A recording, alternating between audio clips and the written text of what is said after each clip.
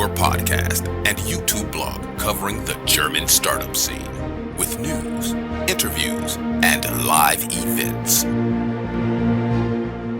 Hello and welcome everybody. This is Joe from Startuprad.io, your startup podcast and YouTube blog from the German-speaking area, Germany, Austria, and Switzerland, as well as the founder of the world's tech entrepreneurship radio called Startup.radio. Today, we have another interview in our series with Invest in Hessen, of course, sponsored by Invest in Hessen. And I would like to welcome a guest back again. Hey, Raphael, how you doing? Hi, Joe. Yeah, I'm fine. All good. That is great. Actually, we just talked before the recording. You have been in our interview and we published the interview. Of course, we will link it down here in the show notes. In August, mid of August 2019. So it was almost exactly 3 years ago.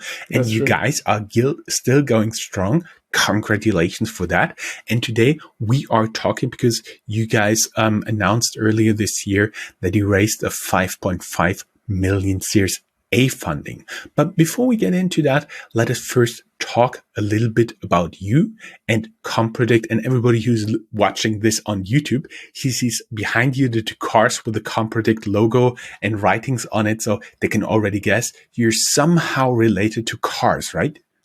Yes, that's true. So we specialize on virtual sensors for cars. Virtual sensors. Is it something you only attempt to plug in, or how does it work? Yeah, so I can explain. So of course, everybody knows what a hardware sensor is. So a hardware sensor measures a physical quantity.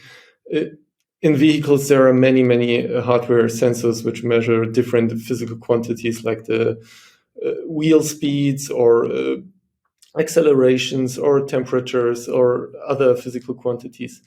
A virtual sensor takes the values from the hardware sensors and fuse them together to generate additional physical quantities. And it can act, for instance, it can measure the forces between the tire and the road.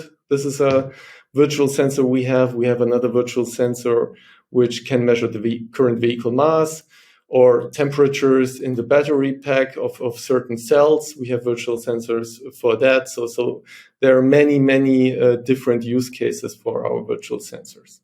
I'm not a technical guy and I don't have a PhD in engineering like you do. But for me, it sounds like it's an additional calculation and analytics layer on top of the physical sensors. Would that be appropriate? Yes, that's true. That sums it up pretty well, yeah. That sounds really fancy. And actually, what can you do with that? So yeah, as I said, you can enhance the data which is available in the car. So you can calculate additional values like forces between the tire and the road or temperatures in the battery pack or something like that. Or you can even replace existing hardware sensors. So a simple example would be every car on the market right now has 4 sensors to measure the wheel speed. So they measure the wheel speed of each individual wheel. Do you need 4? With our virtual sensors, you can maybe replace 2 hardware sensors and save money at the end of the day. I see.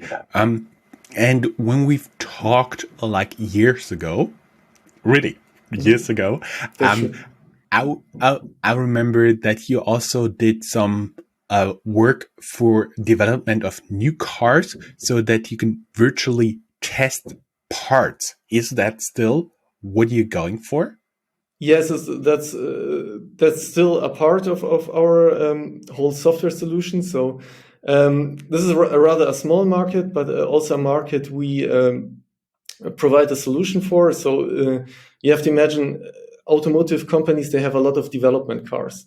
And they put a lot of additional sensors to measure forces, torques, temperatures which act on components and damage them. They put a lot of additional hardware sensors in the vehicles, and these sensors are very expensive. So they just can have a few vehicles with these additional sensors. And with our virtual sensors, it's possible to have a whole fleet of development vehicles where they can measure these important values. So this is also a solution we provide for development cars. And they use the data to then design the components and, for instance, if they are over-designed, make them lighter. If they're under-designed, make them stronger so that they don't fail when the car is delivered to the customers.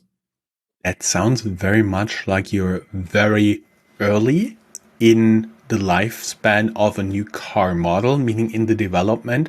Are you really put into the serial production of cars?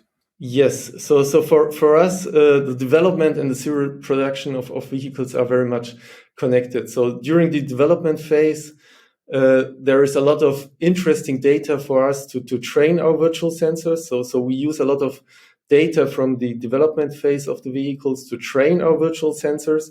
And then we can easily deploy our virtual sensors into series production cars. This has also to do with our new investor, Blackberry. Maybe I can talk about that a little bit. So in our recent funding round, which was around 2 months ago, we have 2 new investors. For once, a financial investor, a VC, Vector Partners, and a strategic investor, which is Blackberry. I guess everybody knows Blackberry from the smartphones which they used to produce 10 years ago, or even longer ago. They don't do it anymore. What they do now is they have QNX, which is a real-time operating system which runs in vehicles. And they also have the Ivy platform, which is a platform for vehicle data, where you can easily access vehicle data in the cloud. And it's also easy to embed software modules into vehicles. And this is what we do for the virtual sensors. So once we have trained our virtual sensors with the development vehicles, for instance, we can easily, through the Ivy platform, deploy them into a lot of series production vehicles, which can run BlackBerry QNX, but can also run other operating systems like automotive-grade Linux. Mm-hmm. You've been already going into the most recent investment round, but since we talked, you actually did an extension of a seed round and the Series A. Can you talk a little bit about that before we dive a little bit into how it was during the current market conditions to go out and do some fundraising? Yes, of course. So we were, I would say, it's a combination of luck and skill, of course. So we closed our extension of the seed round in March 2020. So when COVID hit and everything, so the market conditions at this time in March 2020 were challenging as well. So it speaks quite well about us that we were able to close that extension of the seed round. Michelin was our lead investor, so the tire manufacturer Michelin was our lead investor there. We of course work together on tire topics with them. Yeah, and this helped us to manage the COVID crisis, because as you can imagine, everybody was scared, and 2020 was rather tough for us. So we couldn't grow, but in 2021 we again grew strongly, which brought us into the position to raise our Series A right now.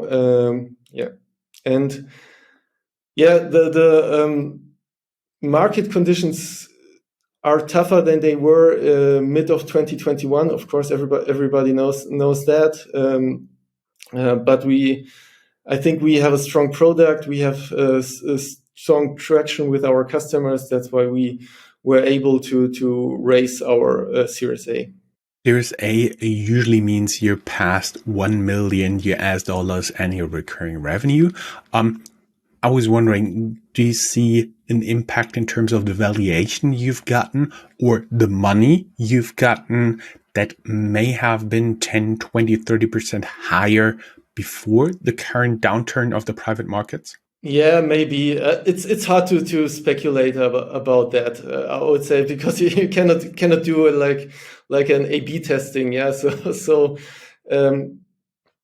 yeah, it's hard to There's speculate. the engineer speaking. You cannot do an A/B testing here. Yeah, but yeah, we're happy with our financing round. We're very happy with our new investors. As I said, Blackberry with the Ivy platform really can help us to bring our virtual sensors with one mouse click to a lot of vehicles. So this is basically the idea. Can add another virtual sensor to a vehicle with one mouse click. I see. And for everybody who's listening out there or watching this, do you have a few tips for fundraising right now in the downturn of 2022? So, I mean, summer is usually not that busy in terms of making pitches, but fall and winter are. I'm sure there will be a lot of people going out there pitching, a lot of investors, and they'll always hear, oh, it's not as good as it used to be. Do you have some tips how to approach it? Just pitch more investors, be more focused on your KPIs, on your profitability. What would be your recommendation? Sure, yeah. I mean, you have to keep in mind that under these market conditions, it'll take longer than you expect to close the financing round.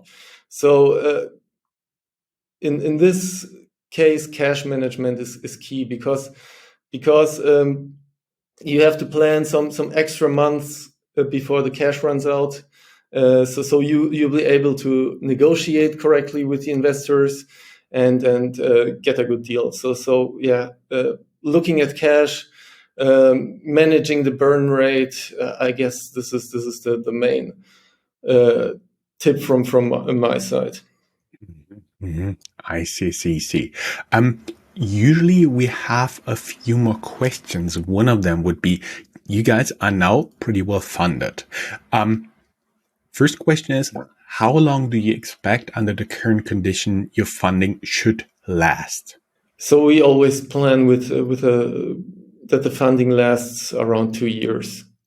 So in this year and the next year, we want to grow strongly, develop our product, take the next steps there, and yeah, we always plan that the funding should last at least 2 years, and then depending on the current market conditions, we manage our cash burn so that we can comfortably negotiate with investors and talk to investors. And of course, the second usual question is, you just fundraised. Are you currently hiring? Yes, of course. Yeah. So we are around 30 people right now. We will hire at least 5 to 10 more people till the end of the year. So yeah, we want to grow our team strongly. We have a lot of open positions. Yeah, do check our LinkedIn out. Do check out our homepage. There are a lot of open positions. Yeah, and we looking for strong team members. Down here in the show notes, your website where you can find the career page.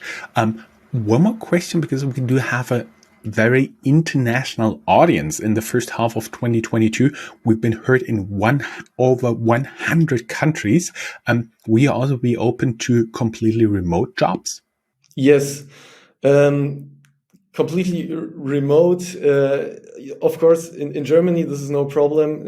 Everybody knows that there is also some implications regarding tax laws you have to be aware of. Yeah, but we, for instance, have an employee who works out of Paris. So EU is of course a little bit easier, and after that we have to see. Yeah, but in Germany is no problem. EU, yeah, we have to talk about it, and all the rest of the world, yeah, we have to see.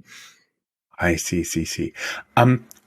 So what are your plans besides hiring people? Conquer the world? Yeah, of course. I mean, every startup wants to basically conquer the world with their product. Maybe a good measure to and a good goal for us is BlackBerry QNX runs right now in more than 200 million vehicles. Yeah, and our goal for the next couple of years is to have virtual sensors in a major part of the 200 million vehicles, and also with vehicles who don't run QNX, run some other operating system, have virtual sensors there. Okay, I see. So somewhere around 200 million cars are your goal. Okay. Thumbs pressed for that. Thank you. And of course, we've been talking, your money will last 2 years. Opportunistically, you may go out. Are you currently open to talk to additional investors, to new investors? Yeah, so after the financing round is before the financing round. So we maybe what we did slightly wrong the last time is we basically after our financing round in March 2020, we didn't talk to investors till late 2021, which was a mistake in hindsight. So of course we open to talk to investors even right now, shortly after our financing round. Another very good repeating recommendation: always talk to investors, stay in touch with them. Don't let the conversation die down, because you will regret it when you're next time in fundraising mode. Of course, the last question, because this is here about Frankfurt and the Rhine-Main area. How good did it do for you? What was important here actually as a location for you guys as a startup? Yeah, so we are located in Darmstadt, which is around 30 kilometers south of Frankfurt. The Technical University in Darmstadt really supports founders, and which is really great for us. We received much needed support from them in the beginning. Also, it's great for us. We hired a lot of people directly out of the TU Darmstadt, so we have done some master thesis, and then hired people who have wrote that master thesis. And Rhine-Main area is great for us, especially we are international startup. We have customers all over the world. If you want to travel, there's basically no better place in Germany than Frankfurt. Getting a little bit to the last question here. This is heard and seen across the government here in the state and city and so on. And would there be something you would like to address to those political decision makers right now that is, as we say in Germany, burning under your fingernails? Some questions, some requests you would have for them? This is a good question. Yeah. Yeah, that's why we are asking. Yeah, this is. I have to think about it. Yeah, of course, there can always be more support. There also regulation regarding virtual stock option programs for employees. I guess this is still too complicated. So this is a big topic which should be addressed and made easier, because for a startup which grows strongly, it is really strategically important to have employees participate in the success. And right now, this is kind of hard regarding all the regulations that exist. Mm-hmm. I see. Raphael, thank you very much. It was a pleasure. This time it was a little bit shorter, but it was more or less an update on the other interview. And if you throw both of them together, I do believe you get an interview of something like close to an hour, which should be more than sufficient to learn about Compredict and you guys. Congratulations to your fundraising again, and hopefully hear you back in 2 years when we talk about your Series B fundraising. Yeah, that would be great. Yeah, it was a pleasure talking to you, Joe. Thank you to Invest in Hessen for sponsoring this interview. Be back pretty soon with another interview. Thank you guys. Bye-bye. Thank you. Bye-bye.